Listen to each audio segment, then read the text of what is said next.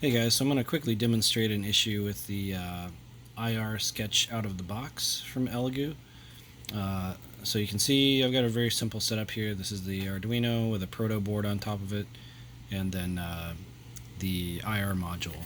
And then it's paired with this remote. And you can see at the top left I've got a power button, at the top right I've got a stop button.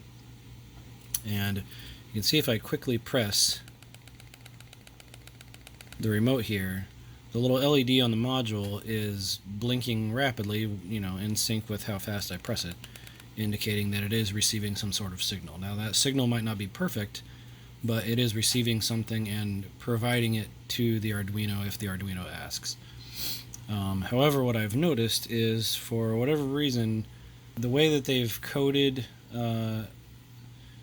the original sketch and some of the original codes that it's using to identify these buttons aren't exactly right, or they're kind of incomplete.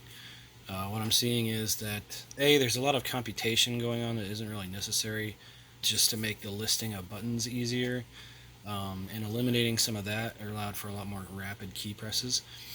And B, it seems like for whatever reason, I don't know if it's a binary thing, it may be missing a bit on either end of the signal it's receiving. But if the remote and the IR sensor aren't perfectly aligned, a lot of the times when I hit this button, it's not being sensed as the correct code. It'll give me an alternate code that's still associated with that button, but is not the code that it's expecting. So I've added those alternate codes into my code so that it'll pick up either of them and recognize it as a power button press. And I've also optimized some of the code so that it's not searching through an array of 24 or so items every time you press a button, which means you can get faster button presses. So this being the original iteration, I'll show you how fast it can actually pick up. Now you see how fast the sensor is actually seeing it. It's almost as fast as I'm pressing it, if not exactly as fast. However, if we look at the output from our program here, I'll try to focus, sorry. This is me pressing stop. And you see we're seeing nothing. We got one there. I'm kind of holding it at an angle on purpose. You can see how many of these we're missing. It's a ton. If I go back to pressing power, same thing. We still haven't gotten one. Now if I'm dead on and I press it once, even then we're missing it a bit, but we're missing it a lot now actually. Anyway, you can see the issue. So next I'll show my implementation. Okay, and here we are with the new implementation. So you can see that the out-of-the-box implementation has a for loop down there that's looping through a bunch of key values that are presented with the library. It's part of this H file up here. It's looping through all of these, which are essentially just the hex codes that is being received by the remote, or being sent from the remote rather. Some other various codes for things like a repeated key. If you hold down a key, it'll get repeats of this and possibly this.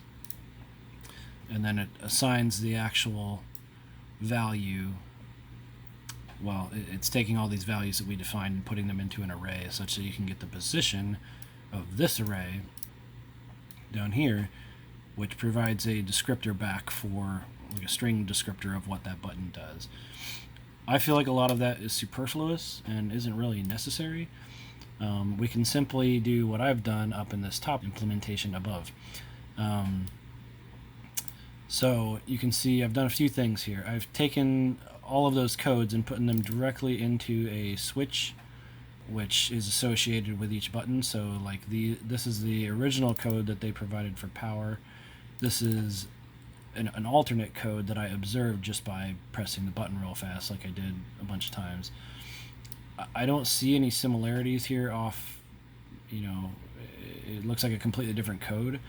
But like I said, this could be a binary thing where if there's a 1 on either side that's missing or an extra one that's present, it could be changing the value such that it's appearing like this and it's totally different. I don't think that's the case. I'm not entirely sure at this point why we're getting a different value, but I reliably get that value for the power button and only the power button. Similarly, I've noticed that sometimes when we're repeating a key, we get FF and not all Fs. So I've added that as an alternate. For the stop button, same thing. If we're dead on and I press it once, sometimes I'll get this, but more often than not, I get this. So with those things being implemented now, we'll go ahead and flash this to the board, and then I'll show you doing the same thing I've done before, clicking it real fast. We'll see what our output looks like.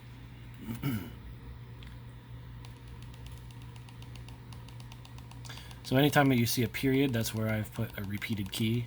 So those technically count as additional keys. It just hasn't passed the timeout for what's considered a repeat. So you can see occasionally here we do get an unknown button, and I'm printing out I'm again holding the controller at the side intentionally.